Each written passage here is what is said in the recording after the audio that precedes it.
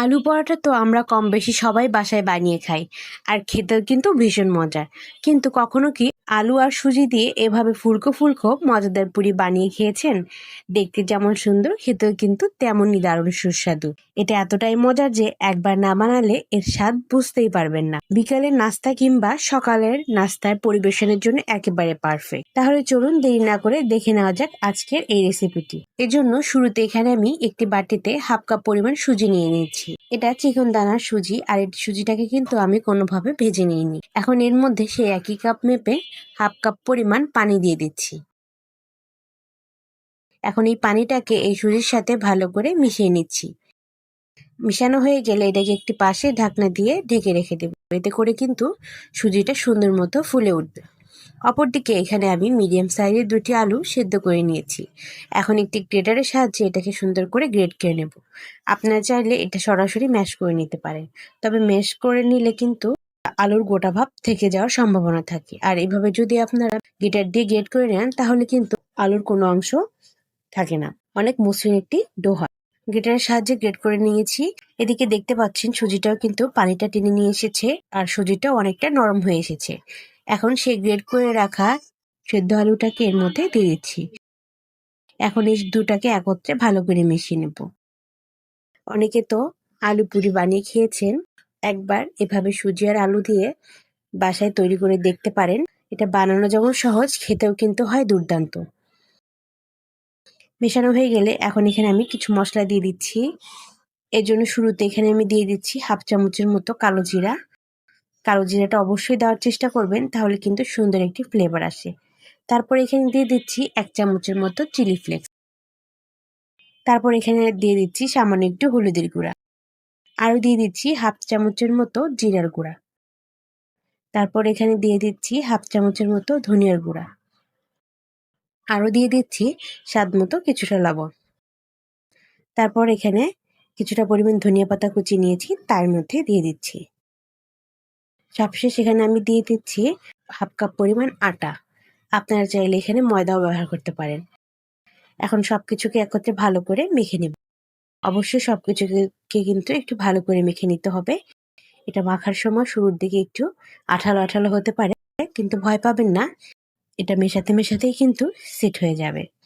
আর এই ডোটাকে কিন্তু যতটা সম্ভব একটু শক্ত করে তৈরি করতে হবে।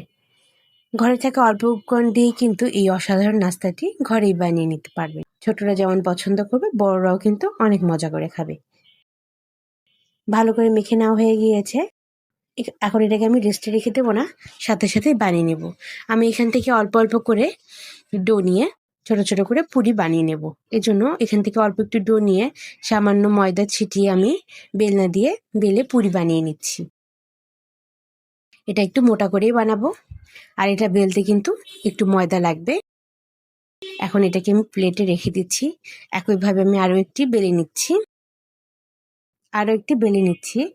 এই পুরিগুলো যখন বেলবেন তখন কিন্তু অবশ্যই একটু ময়দা ছিটিয়ে নেবেন, তাহলে এটা বেলতে সুবিধা হবে। যেহেতু এর মধ্যে আলু রয়েছে, এর জন্য আলুটা কিন্তু একটু স্টিকি ভাব থাকে। আর একটি পুরি বেলে নেওয়া হয়ে গেল, এটাকেও প্লেটে নিয়ে নিচ্ছি। এখন সবগুলো বানানো হয়ে গেলে আমি এক করে এগুলোকে ভাজতে যাব।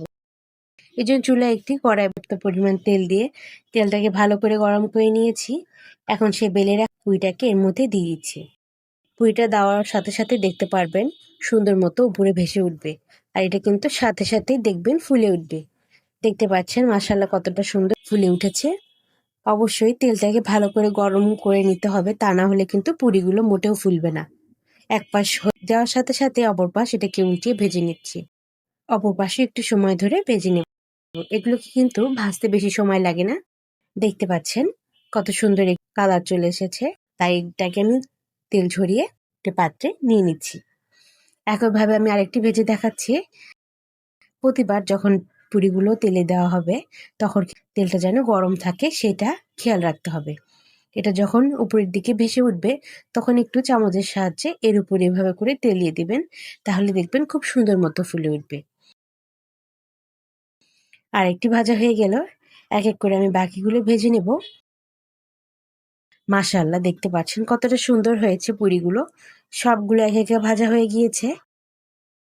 দেখতে যতটা না সুন্দর হয়েছে, খেতে কিন্তু হয়েছিল দুর্দান্ত। আপনারা এই টমেটো সসের সাথে পরিবেশন করতে পারেন। রেসিপি সম্পর্কে কিছু জানা থাকলে অবশ্যই কমেন্টে জানাতে ভুলবেন না। যদি ভিডিওটি এতটুকু ভালো লেগে থাকে তাহলে একটি লাইক দিয়ে অন্যদের দেখার সুযোগ করে দেবেন। আর এরকম নিত্য নতুন ভিডিও পেতে আমার চ্যানেলটিকে সাবস্ক্রাইব করে আমার চ্যানেলের পাশেই থেকে যাবেন। আবারও দেখা হবে নতুন ও সহজ কোনো রেসিপি নিয়ে। ততক্ষণ সবাই ভালো থাকবেন। আল্লাহ হাফেজ।